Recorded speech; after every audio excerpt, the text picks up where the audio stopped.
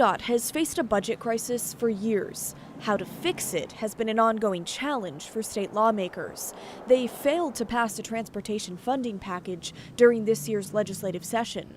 Governor Tina Kotek then called a special session in August with a slimmed-down version of the bill, a last-ditch effort to avoid hundreds of ODOT layoffs and major service cuts. 3 weeks ago, it finally passed the Senate. It is declared passed. The governor has yet to sign it into law. Well, I think it's pretty outrageous. The bill includes tax hikes, which Republicans like Representative Ed Deal oppose. He wants to give voters the chance to decide.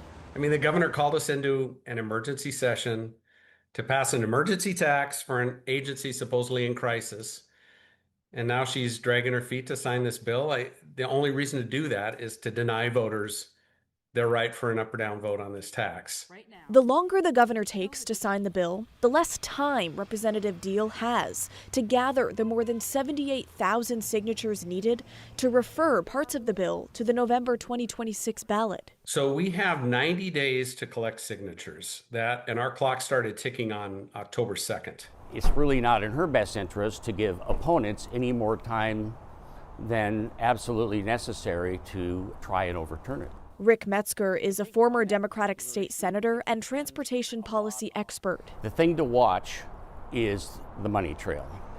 That's a lot of money that would have to be spent to have signature gathers in half the time that it would normally be, probably $1.5 to $2 million. Governor Tina Kotek's press secretary, Roxy Mayer, told KGW the governor has 30 days after sine die, except Saturdays and Sundays, to take action on House Bill 3991, November 12th. When the transportation funding package was passed by the legislature, the pending layoffs and maintenance station closures were immediately canceled, preserving crucial transportation services. I'll tell you what, she can delay this all she wants. We're still going to gather the signatures.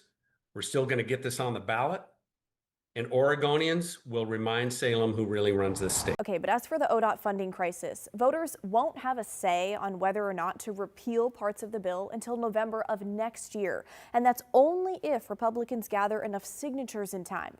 If that happens, and the effort even qualifies for the ballot, an ODOT spokesperson tells us ODOT, cities, and counties would not receive any new transportation funding this January, and that they would need to make drastic cuts to balance their budget. So ODOT could be in another funding crunch, again, if this gets on the ballot next year.